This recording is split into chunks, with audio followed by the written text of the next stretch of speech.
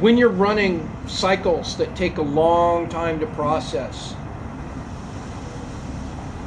you have to have a different perspective of time than if you're doing something like, okay, I put toast in the toaster, 90 seconds, I got to pay attention to this. I was filling water tanks, running 3 different wells on 7 different water tanks at a fish processing plant in a remote village in Alaska. That was my job. And I got it mostly because I'd worked for years and years for the same company and started to bitch that I was stuck inside the building all the time. So they stuck me outside and I was like, oh my God, I don't know how to deal with this. Oh my God. I became agoraphobic overnight. It was just...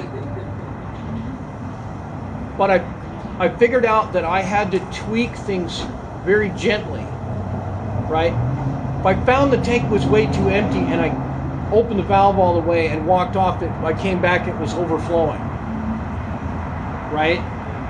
Same thing in reverse, which is even worse. If the plant runs out of water, you're screwed. You get yelled at. Don't do that, right? So let's say you have 30 years of propaganda that says, have no babies, oh my God, right? Think Bill Gates trying to convince everyone to get an inoculation that his company produces, and he's telling everyone, oh my God, we're overpopulated. Don't do that. Don't get that inoculation. Seriously. He's already been busted, his crew, for like sterilizing people around the world. It's messed up. 30 years, no kids, that gap actually processes along in the conveyor belt of time. So at some point you have a 30-year gap of no one of working age. You might have babies and senior citizens, but this is happening in China. You don't have anybody to repair the street or take care of the seniors or take care of the babies. Japan has schools with 1 kid. The only way China and Japan can solve that problem is the one thing that they don't want to do. They have to import babies and working age adults from countries they don't get along with. America, we can do that. We're the melting pot. Oh, you're from Ecuador. That's cool. How do you make a burrito different than the guy down the street? Okay, cool.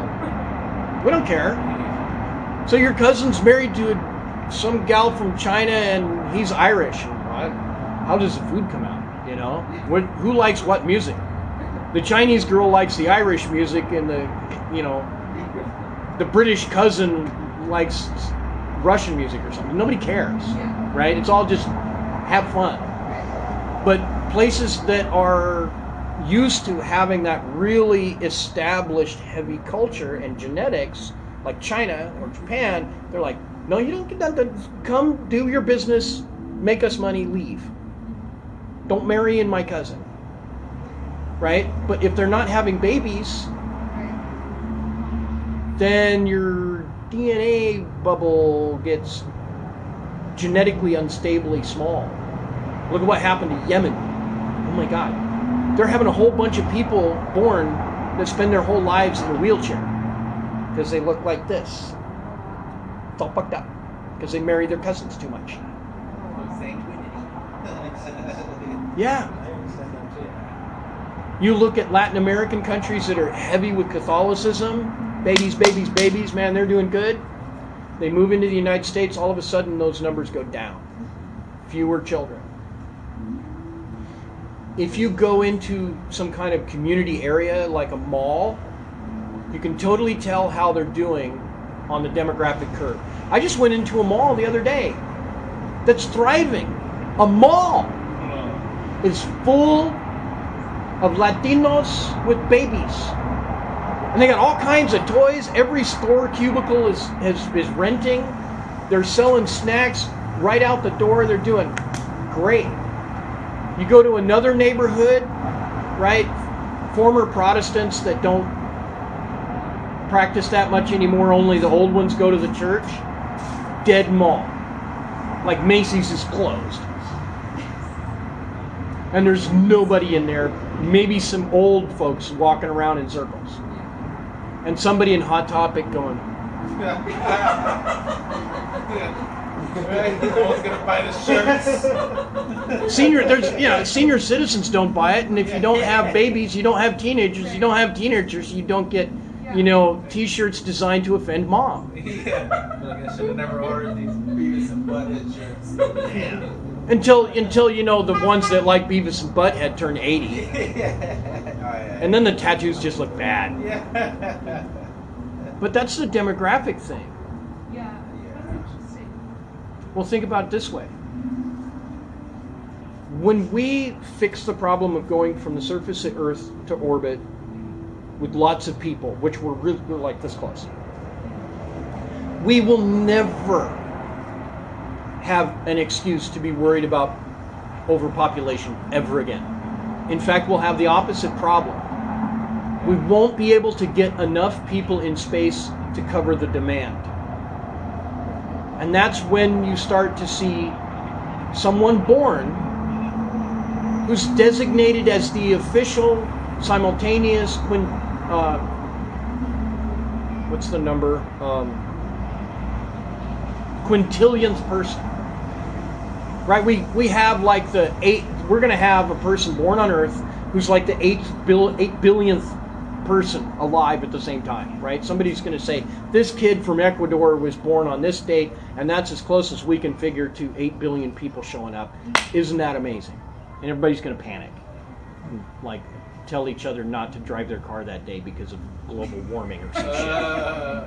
Right? Yeah. But we get into space, we're going to have a quintillionth person. And we won't have enough people to satisfy the demand. Because there's essentially, not quite literally, but essentially limitless resources in space. And we won't need a planet. You look at NASA and they're all looking for exoplanets and how to go faster than light. Like that's their tunnel vision. Yeah. I saw they shot out a number. I don't know, I was watching something and they shot out exoplanets and I was like, you gotta be kidding me. Yeah. Of how many planets there are that they've discovered within the last 20 years. Because they're desperate to find a new home. And they're not satisfied with Mars. They're looking at Io, for God's sakes. Or Venus. Isn't Venus a gas giant? Venus is a lava-hearted place with liquid sulfuric acid rain, the average temperature of an oven on high, named after an unforgiving, bitch. It is not a candidate for anyone to live there. The last probe lasted I think a day or something from Russia. And this is Russia. Russia makes everything bulletproof.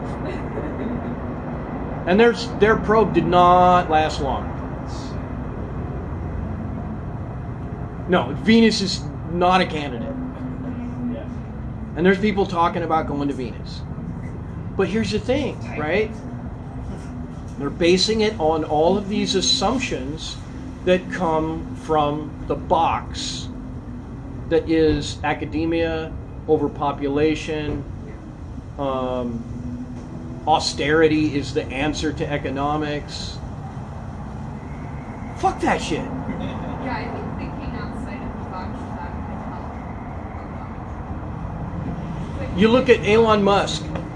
In a decade, he solved everything that NASA had sabotaged for 40 years. Self-landing rockets, and he might actually beat the Chinese to the moon. Impressive, huh? He may lose the U.S. NASA contract entirely because he's being successful, and they're afraid of that. So he might beat 2 first world nations to the moon. Dang. Yeah, they missed their opportunity to kill them a long They don't want time the ago. opportunity. They don't want to go. The result is the intention, regardless of what they say. You give an organization like NASA billions of dollars to run a space agency, and in 40 years they can't repeat the same experiment of going to the moon or doing anything useful. They can't get a gallon of water from the moon when we've known since 1973 or something that there was plenty of water on the moon. Yeah, it's kind of weird. And every year a new video comes out how they've verified that there's water on the moon. They've been doing that 40 years. Since I was a little kid, I've been watching the whole thing. Yeah.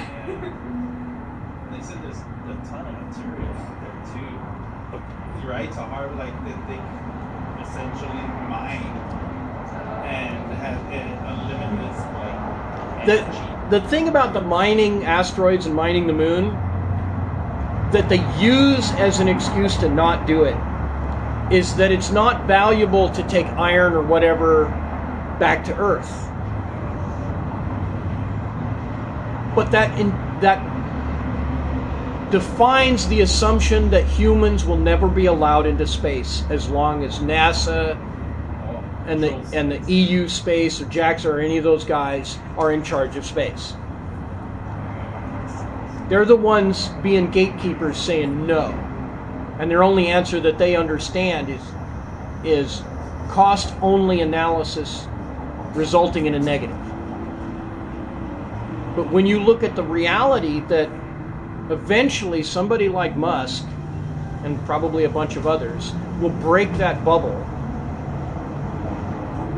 they'll start having corporations that will not charge people to go to space, they'll pay them to go to space.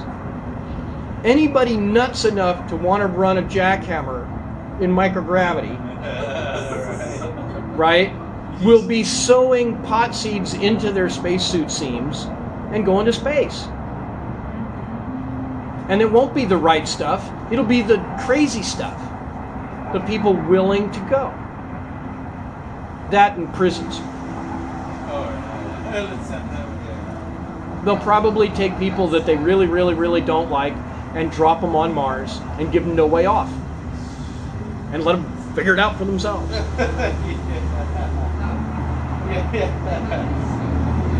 But the people who really succeed are going to stay in open space. There's a whole bunch of reasons. If you go and look at space stations, and I'm going to click this again.